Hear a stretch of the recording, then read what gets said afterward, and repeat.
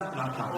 ابو بکر کریم میں اللہ کا ڈر کتنا تھا۔ کہتے ہیں سیرت نگاروں نے لکھا ہے ایک مرتبہ رات کی تنہائیوں میں سیدنا صدیق اکبر رضی اللہ تعالیٰ عنہ قرآن کی تلاوت کر رہے ہیں، کرتے کرتے جب اس آیت کریمہ پر پہنچے ان اللہ اشتری من المؤمنین انفسهم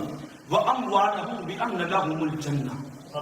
کہتے ہیں جب اس آیت کریمہ پر پہنچے نا تو ابو بکر نے رونا شروع کر دیا۔ اس آیت کا مفہوم یہ ہے کہ بے شک اللہ نے مومنوں کے جانوں کا سودا کر لیا ہے جنت کے بدلے میں، جنت کے بدلے میں سودا کر لیا۔ کہتے ہیں سیدنا صدیق اکبر جب اس آیت کریمہ پر پہنچے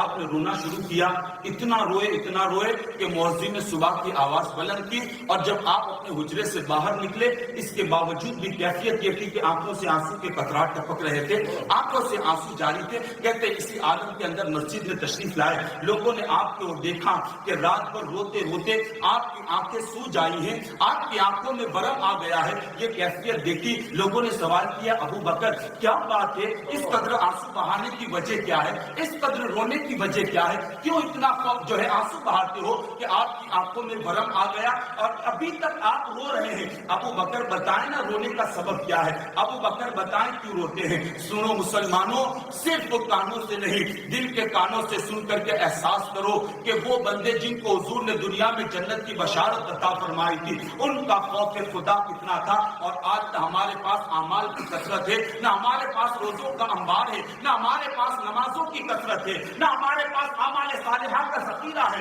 لیکن اس کے باوجود ہم زمین پر یوں چل رہے ہیں جیسے کسی نے ہمیں جنت کی بشارت سنا دی ہو، جیسے ہمیں کسی نے جنت کا مژدہ سنا دیا ہو۔ لیکن اللہ اکبر، جنہیں سنایا گیا تھا ان کے خوف خدا کہاں ڈنگے تھا۔ ابو بکر سے کہا گیا ابو بکر اتنا کیوں روتے ہو، اتنا کیوں روتے ہو؟ اس وقت سیدنا صدیق اکبر فرماتے ہیں کہ جب یہ آیت کریمہ پر پہنچا ان اللہ اشتری من المؤمنین انفسهم واموالهم بان لهم الجنہ، کہتے اس وقت مجھے خیال آتا ہے کہ اللہ نے مومنوں کے جانوں کے بدلے میں جنت کا سودا کر لیا ہے۔ اس وقت مجھے احساس ہوا دنیا کا دستور یہ ہے، دنیا کا نظام یہ ہے کہ اگر چیز میں عیب پیدا ہو جائے، چیز میں اگر نقص پیدا ہو جائے تو کوئی بندہ ایسی چیز کو لینے کے لیے تیار نہیں ہوتا، ایسی چیز کو لینے کے لیے کوئی تیار نہیں ہوتا۔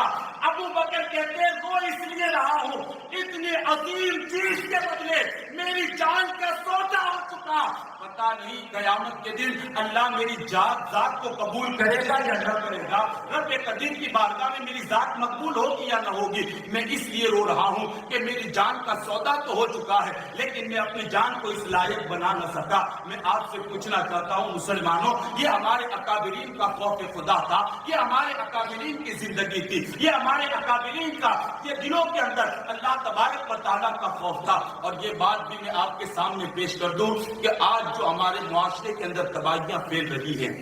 بے پناہ معاشرے کے اندر برائیوں کا جو عام ہونا پایا جا رہا ہے نا، اس کی سب سے بڑی وجہ ہے کہ آج ہمارے دلوں سے اللہ کا خوف نکل گیا۔